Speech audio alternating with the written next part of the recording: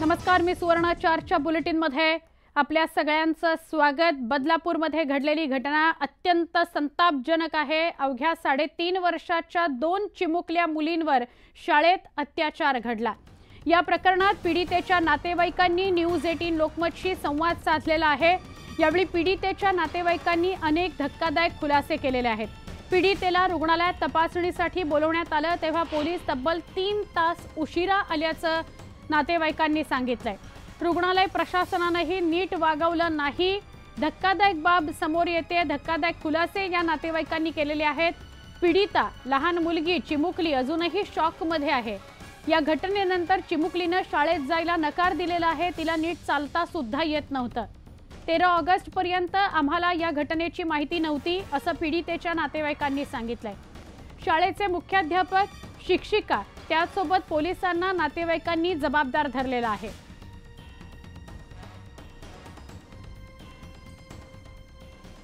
आमचे प्रतिनिधी मयुरेश गणपते यांच्याशी बोलूया।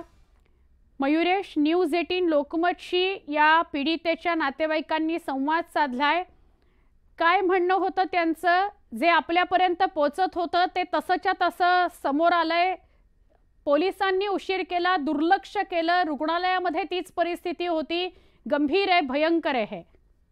नक्कीच आपल्यापर्यंत जी पहिली माहिती आली होती ती फक्त ही आली होती की FIR जो आहे तो लॉन्च करण्यासाठी किंवा FIR लॉन्च करण्यासाठी एक साधारण 11 ते 12 तासाची डिले झाला। बरोबर। त्याच्यानंतर जी माहिती समोर आली ती आता ही आहे की FIR जेव्हा रजिस्टर झाली त्याच्यानंतर जी एक मेडिकल टेस्ट करावी लागते सरकारी हॉस्पिटलमध्ये, त्यासाठी 9 वाजताची वेळ दिली गेली होती।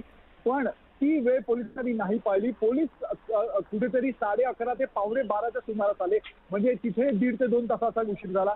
त्यानंतर केस पेपरसाठी पीडितेच्या नातेवाईकांना प्रत्येक डिपार्टमेंटमध्ये फिरवलं गेलं आणि शेवटी तो केस पेपर जो आहे तो डॉक्टरच्या डेस्कवर सापडला गेला असं नातेवाईकांचं म्हणणं। त्यामुळे तिथेही त्यांना तिथे त्रास झाला।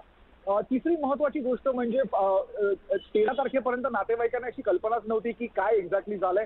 पण कुठेतरी त्यांनी हे ऑब्झर्व केलं होतं की पीडिता जी आहे ती नीट चालत नाहीये, ती लंगडते, वॉशरूमला जातानाही ती थोडी घाबरतीये आणि खूप वेळ ती वॉशरूमला जातही नाहीये आणि त्यांना वाटलं मे बी हे युरिनल इन्फेक्शन असू शकतं। पण जेव्हा पीडितेच्या वर्गातील एक मुलगी आहे, तीही दुसरी पीडिताच आहे, जेव्हा तिच्या वडिलांकडनं कळलं की साधारण शाळेत काय चालू आहे तेव्हा तिच्या आजोबांनी ठरवलं पीडितेच्या की आपणही टेस्ट केली पाहिजे। आणि टेस्ट नंतर जो रिझल्ट आला त्याच्यामुळे पूर्ण फॅमिली ही एक अजूनही शॉकमध्ये आहे। कुठेतरी हळूहळू ते एक बळ एकत्र करतात, एकवटतात आणि या परिस्थितीला सामोरं जातात। आणि त्यांनी हा खुलासा जो आहे तो न्यूज 18 लोकमतकडे केला। त्यांनी हेही सांगितलं की शाळेत जेव्हा पीडितेला घेऊन गेले FIR झाल्यानंतर तेव्हाही पोलीस जे होते ते इतके सिरियस दिसत नव्हते, त्यांची बॉडी लँग्वेज इतकी सिरियस दिसत नव्हती। त्यामुळे पॉक्सो सारखी केस जेव्हा रजिस्टर होते तेव्हा खरं म्हणजे या केसकडे खूप सेन्सिटिव्हरित्या बघितलं पाहिजे, खूप सिरियसली बघितलं पाहिजे, कारण का याच्यात लहान मूल इन्व्हॉल्व असतं। पण कुठेतरी यांचं म्हणणं आहे की इथे ही केस सेन्सिटिव्हली हँडल केली गेली। सगळ्यात महत्वाचं म्हणजे कुठेतरी नातेवाईकांना हेही वाटतंय की अजून काही पीडिता असू शकतात, कारण का हा सगळा प्रकार जो आहे हा काही दिवसांपूर्वी वर्ग शिक्षिकेला सांगण्यात आला होता की असा असा प्रकार होतोय। मुलं सांगतायत की एक दादा आहेत ते मुलींबरोबर मिसबिहेव करतायत, पण वर्ग शिक्षिकेने आणि शाळेने याच्याकडे दुर्लक्ष, म्हणजेच मयुरेश शाळेकडून सुद्धा दुर्लक्ष झालेलं आहे आणि पोलीस प्रशासनाने सुद्धा चांगला प्रतिसाद दिला नाही। तुर्तास धन्यवाद मयुरेश माहिती दिल्याबद्दल। बदलापूरच्या घडलेल्या घटनेवरून महाराष्ट्र नवनिर्माण सेनेचे अध्यक्ष राज ठाकरे यांनी सरकारवर टीका केली आहे। मुख्यमंत्र्यांच्या जिल्ह्यातच जर कायदा धाब्यावर बसवला जात असेल तर बाकी ठिकाणची परिस्थिती काय असेल असा प्रश्न ठाकरे यांनी उपस्थित केलाय। राज ठाकरे ट्विटमध्ये काय म्हणतायत आपण बघूया। राज ठाकरेंनी ट्विट केलंय आणि त्या ट्विटमध्ये असं म्हटलंय की बदलापूरमध्ये जी अत्यंत दुर्दैवी आणि भीषण घटना घडलेली आहे त्यावर मी काल पण म्हणालो तसं यावर कारवाई व्हायला इतका वेळ का लागला। या विषयाला महाराष्ट्र नवनिर्माण सेनेच्या माझ्या महिला पदाधिकाऱ्यांनी वाचा फोडले, विषय लावून धरला आणि त्यातून जनआक्रोशाला तोंड फुटलं। मुळात हा महाराष्ट्राच्या मुख्यमंत्र्यांचा जिल्हा, या जिल्ह्यातच जर कायदा धाब्यावर बसवला जात असेल तर बाकी ठिकाणची परिस्थिती काय असेल याची कल्पनाच करवत नाही। आज जर सरकार लाडकी बहीण योजनेच्या द्वारे स्वतःचं कौतुक करून घेण्यात मग्न आहे, मग जर तुमची बहीण खरंच लाडकी असेल तर तिच्यावर अशी वेळ येऊ नये आणि दुर्दैवाने आलीच तर तिला न्याय मिळणं हे पाहणं हे पहिलं कर्तव्य नाही का?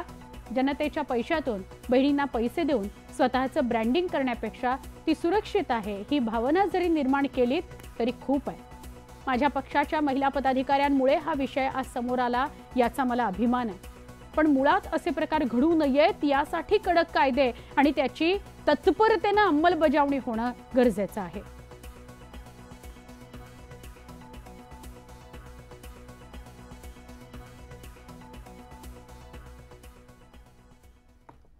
कल्याण रेल्वे पोलीस ठाण्यात रेल्वे पोलीस आणि आंदोलनकर्त्यांच्या वकिलांमध्ये वाद झाल्याचीही माहिती आहे. बदलापुरातील आंदोलनानंतर अनेकांवर गुन्हे दाखल करण्यात आले. या प्रकरणी आंदोलनकर्त्यांच्या सह्या घेण्याकरता वकील गेले असता रेल्वे पोलीस कर्मचाऱ्यांनी वकिलांशी अरेरावी केल्याचा आरोप आहे. त्यामुळे पोलिसांवर कायदेशीर कारवाई करा आणि आंदोलनकर्त्यांवरील गुन्हे मागे घ्या अशी मागणी वकिलांनी केली आहे. पोलिसांनी गुन्हा दाखल करायला दिरंगाई केल्याने बदलापुरात उद्रेक झाल्याचं म्हणत संताप व्यक्त करण्यात आला. पोलिसांनी दिरंगाई केली नसती तर आंदोलन झालं नसतं असं काहींचं म्हणणं आहे.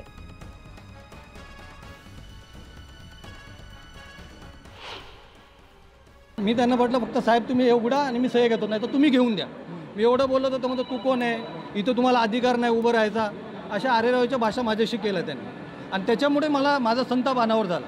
एक तर तुम्ही सर्वसामान्य लोकांवर गुन्हे दाखल करतात, त्याच्यात नॉन बेलेबल गुन्हे तुम्ही दाखल करतात. वरून तुम्ही सांगतात की आम्ही जे आंदोलक आहेत त्यांच्यावर गुन्हे दाखल करणार नाही. मग आज तुम्ही काल रात्री तुम्ही गुन्हे दाखल कसे केले? अजून तुम्ही 300 लोकांवर गुन्हे दाखल करणार, हे देखील आम्हाला आता माहिती पडलं आहे. त्यामुळे यांच्यावर कायदेशीर कारवाई करा पोलीस प्रशासनावर, माझी एवढीच म्हणणं आहे.